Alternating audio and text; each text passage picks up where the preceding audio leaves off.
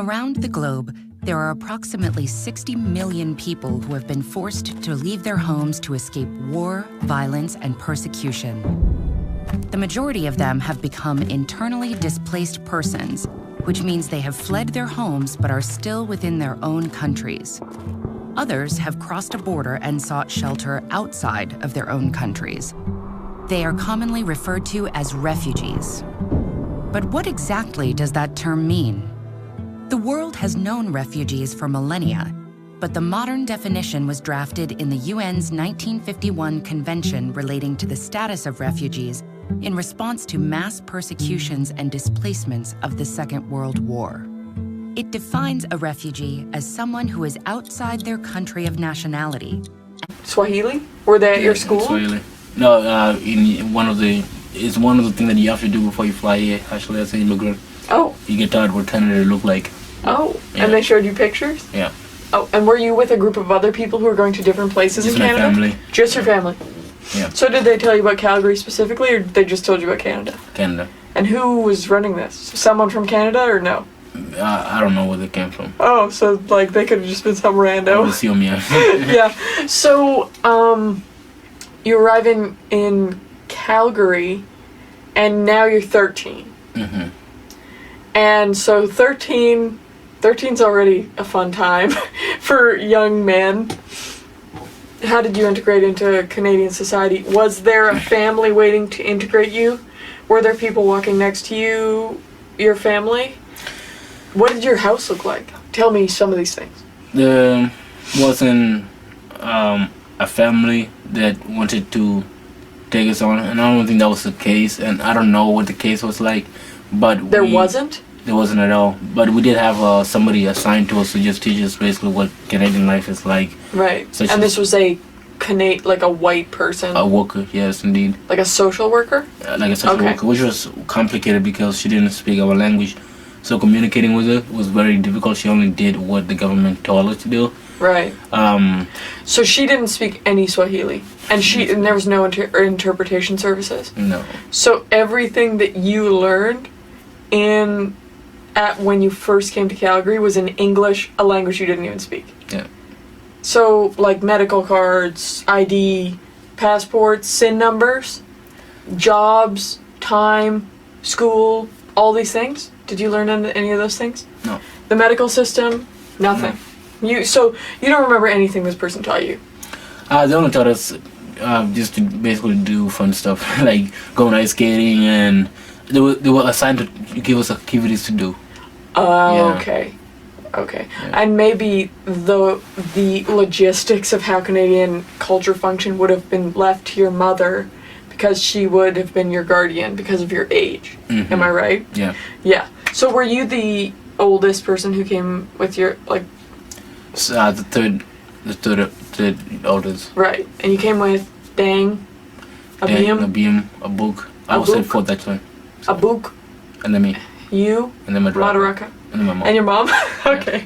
So all of you are just trying to navigate what this is looking like, right? Yeah. And so you go to school. Do you go to school right away? Like, do you remember if you lingered for a while? And then, oh yeah, before that, what did your house look like? So you came in, did you receive government housing? We stayed in the immigration headquarters first for a few days until they can find us a house, but my uncle took us in, so we kind of just shared the house with him. Okay. Yeah, which is really nice,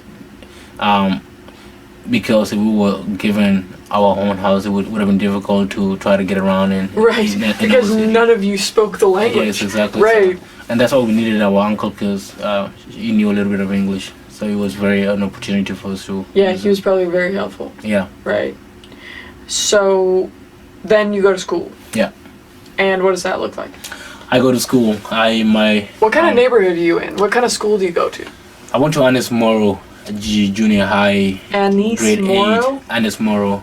grade 8, Grade 8. junior high. Junior high. Just thrown right in, like no previous schooling. The only schooling you had was in Etheru? Yes, which I skipped most of. Which you the skipped time. most of, and you were counting the wings of butterflies. Yeah. And now you're in grade 8 in Canada, right? Which is, I mean, a little bit insane. I feel like I can interject my own opinion here. That's because, like, you had to have built on some knowledge. So do you go into an ESL program? Yes, I go into a ESL program. I was in a ESL class before. I didn't do English class, but I went to ESL. I had other classes like science and just in normal classes that you need, but also I had 2 hours of ESL during that day. Right. Yeah. And how long did it take before you were sort of speaking English? It took me quite 2 years and a half of being in ESL. Okay. Yeah. Before you even felt confident to speak and write the language? Yeah. Yeah, so then did you went grade 8, grade 9, and I'm grade 10 grade 10 in BC. in Calgary. You were in grade 8 and grade 9, Yeah. correct? And so what was it like? Were there other refugees from South Sudan? Did you experience, when you first arrived in Calgary, did you have a group of people who were similar to you that you connected with? I had a few of the guys that were actually in my grade. They actually came from Kakumo, the same place. I just have never knew them because they came from a different group. Right. So basically, I had those guys that spoke Kiswahili and Dinka as well too. So I spent most of my time speaking to them and spending most of the time with them. Right. I didn't really spend most of the time with people that didn't speak my language just because I wasn't comfortable with You were already so out of your element, right? Yeah. Yeah. So what would you tell people in Canada who always hear immigrants speaking another language and they're like, well, why don't they just speak English? What would you say to those people? You know, sometimes it really takes a country to put in an effort to teach those people to speak their language. By saying that, kind of decrease the chances of them learning the language. Right. And if you can't speak their language, I think that you should be humble enough to respect the fact that they speak their language and the fact that they're actually putting in an effort to learn your language as well too. Right. So then, so what is it like in like a school environment? How are you viewed? What do you experience in Calgary? I think I was viewed very low as a person that is poor, immigrant, and as well that come from like welfare kind of system. In a way, even if you're doing good for yourself, you automatically get into that category because that's what people just assume that immigrants are. Yeah, and basically it was very difficult because I had people trying to bully me for not speaking English very good, or trying to even speak English, and it's interesting because I speak more languages than them as well too. So I think that kind of made me feel good as this person because it wasn't more like, oh, I really like needed this language for them to start making fun of me, but it was more for who they thought I was. Yeah. Right, so they considered you to be a low class, low income, sort of immigrant person. Yeah. Did you go to school with a lot of white people? Was this a majority white school? Somewhat. Yeah. Yeah, and the economic area was middle class. Middle class. Yeah. It was, Anismora was a nice school, an average school, a low class school. Average. It was average, just a public school. Yeah. Yeah, but it was it a Catholic school? No. Okay. I went to Catholic school in grade 9. You went to Catholic school in grade 9? Yeah. Okay. So. And that's where you learn about Jesus? Yeah. yeah. No, I'm just kidding. But, so... okay, so you're in Calgary, and, what do you feel like if you could go back? Were there questions you would have asked before you got here? Were there things that you wish someone would have been able to tell you, or services that you wish you would have been given as a young person when you first arrived in Canada? I think maybe having an education place just for specifically for immigrants that can teach them, such as like how to get your IDs all together, or like how to start all this process that you really need in Canada, or like all the process that they don't like really show you when you come. Right. And yeah, those are something I wish that I was told or showed Right, because when you were a kid, your mom may have sort of understood a little bit about that, but when you became an adult, you had significant ID problems because no one told you that if someone steals your SIN number, they have your work identity. Mm-hmm. No one told you that your citizenship certificate is like your life ultimately in Canada, right? It means that is what shows people that you're actually Canadian, and people don't assume you're a Canadian, so you always have to prove it, right? Because of your skin, basically, and your background and your accent. So so you would have liked to have had education services, particularly surrounding identification. The medical system as well. Driver's licensing.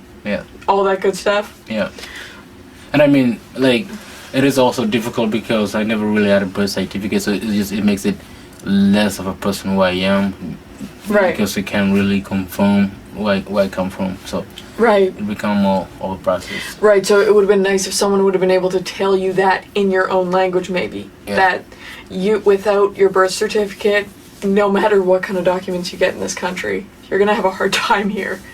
Ultimately, like, which I don't think that anyone would maybe even really say today, but it is something that you've seen to be a reality, correct? So you are in Calgary, and how are the refugees doing in Calgary? What do you see around you as you're sort of in middle school? Like, what's like a trend of how young men are acting who are South Sudanese, or what do you think as you're there? Were you aware of that? Yeah, I was, but at the same time, I think the difference between a lot of South Sudanese kids that were here already, and the difference between me and them was that I just came from Africa, and I knew my dignity as a person. I knew the way I was raised by my grandmother, so it was more different. So I had that mentality that was very different, like around them.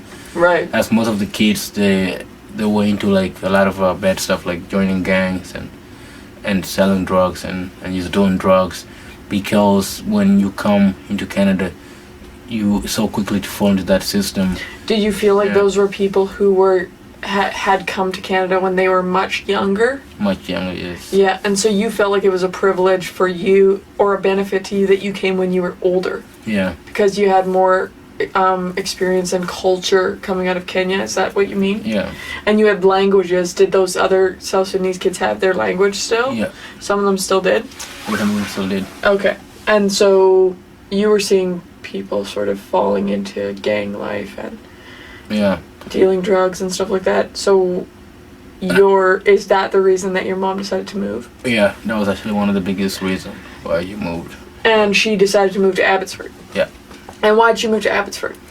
It was more closer to Seattle because my aunties live in Seattle. And this is your mom's sisters? Yeah. Yeah. So you moved to Abbotsford, and what's it like moving to Abbotsford? Like a small town. When we first moved in, we thought it was just like a city in a village. Right. Yeah. But did you move directly into a house? We moved directly into my auntie's apartment for the meantime until we were able to find a house. And then you are going to school at Abbey Secondary, right? Yeah. So you were waiting for government housing, and you had been living in government housing the entire time, right? Yeah. And so what was it like living in government housing in Canada, in Calgary and in Abbotsford? It was very unique because if you live in those kind of areas, you automatically considered like either a bad kid or you considered like a kid that is not doing well in a way, just because of, even if you were doing good in the school, it's hard to recognize because you live in a government housing. And right. Even though you didn't choose to, and it's really your mom's situation in the long run, and it's just a situation that you guys are in, you feel kind of like you can like thrive more than other rich kids that were not living in a government house. Right. Yeah. So that leads to more recently. Yeah. So what has I guess, what would you say your experience in Abbotsford would be in total, maybe? Or is there anything else you wanted to talk about in Abbotsford?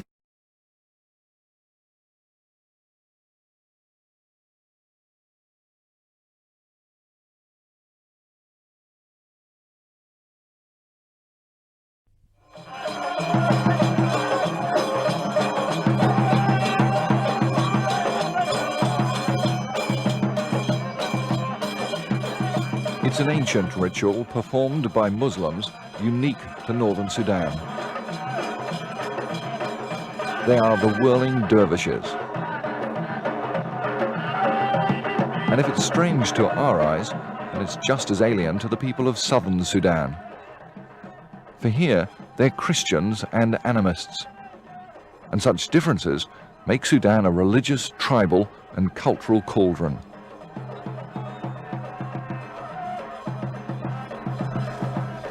This is a story about Black Africa meeting Islamic North Africa.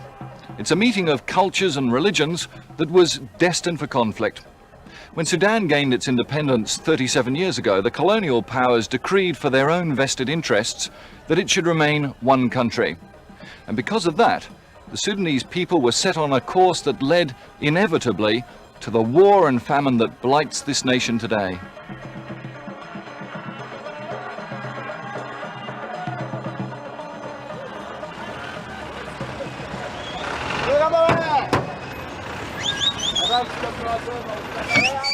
To reach the rebel-held south, you must start in the Kenyan capital, Nairobi. And journalists in this part of the world need a guide. Someone like Jacob Akol, a Dinka tribesman of southern Sudan. The first rite of passage is a visit to the Nairobi headquarters of the rebel Sudan People's Liberation Army, the SPLA.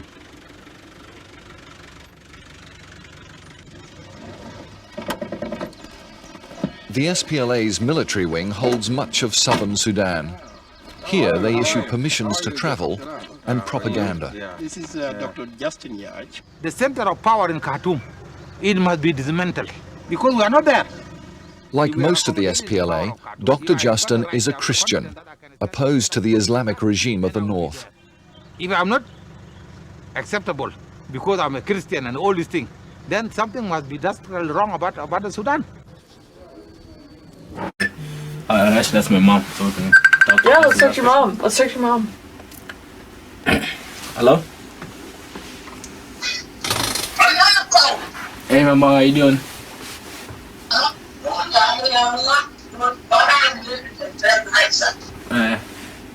Can we ask you a question? Can we ask you a question? Yeah. We're doing a podcast right now. We're shooting a video for podcast. We're shooting a video right now. What do you mean by shooting a video? For podcast, we're recording a podcast about like our life and where we come from. So I'm gonna ask you a question about Kakuma. Yeah. So, what was... Hold on. Ask her what the process was of sponsorship. The process is sponsorship. Take a look at it. The sponsorship. What your lawyer sponsored process? The young man. Just a process to get young man, get UN, get Africa, Kakuma. She can say it in Dinka and you can tell me. Yeah? And which since 2001? That's when she started the process? Okay, and like muchi lagin working, like muchi lagin matid. I guess I have to work for a settlement. Rusalomen? The settlement, what are you get? Okay. And what you acho to Nairobi much?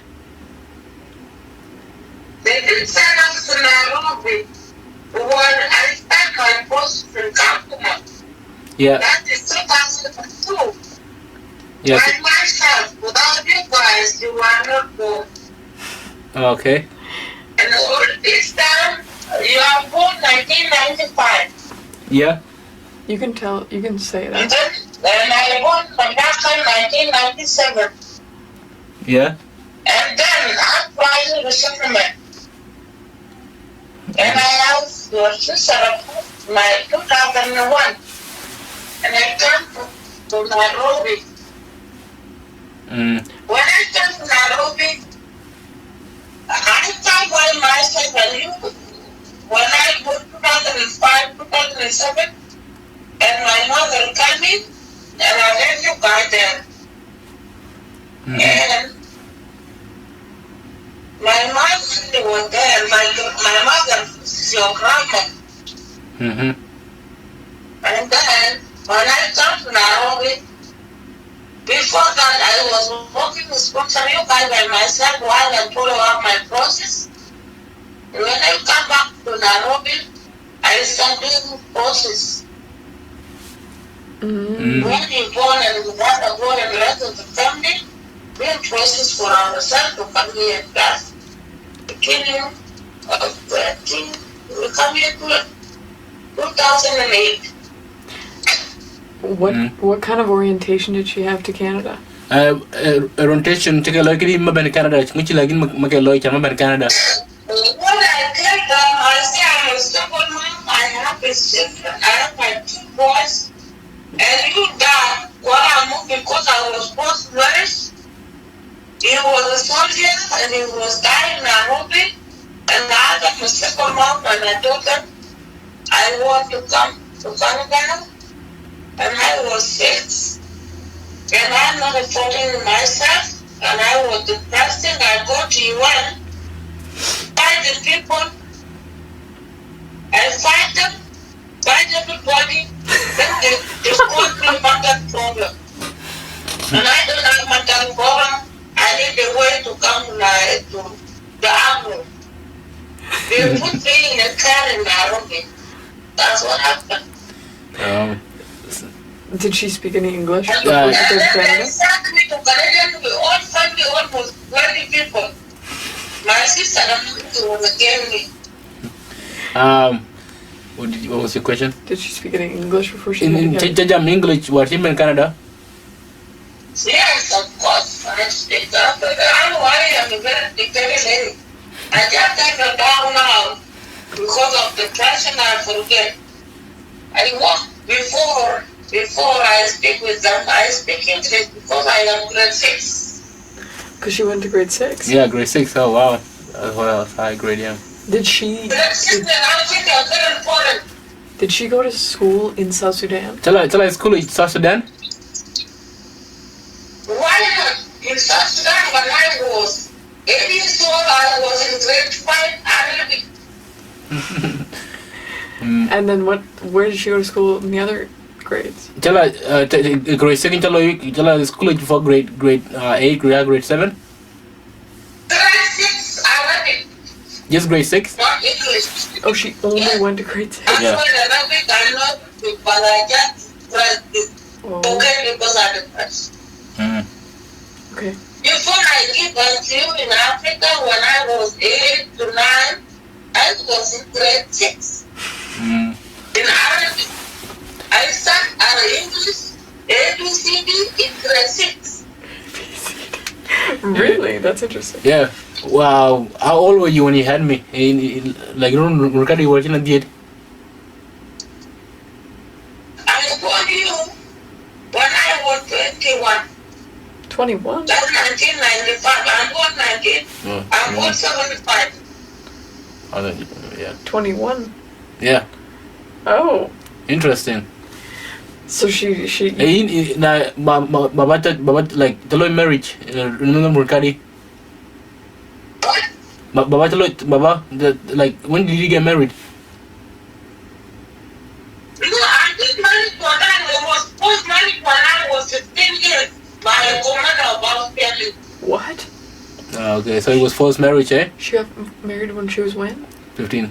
15. That is the example you call now. Yeah, she was Post forced married when like I was 17 years old. While I was classified English in Bulgaria. Okay. Okay, Mama. May you after this we'll talk, okay?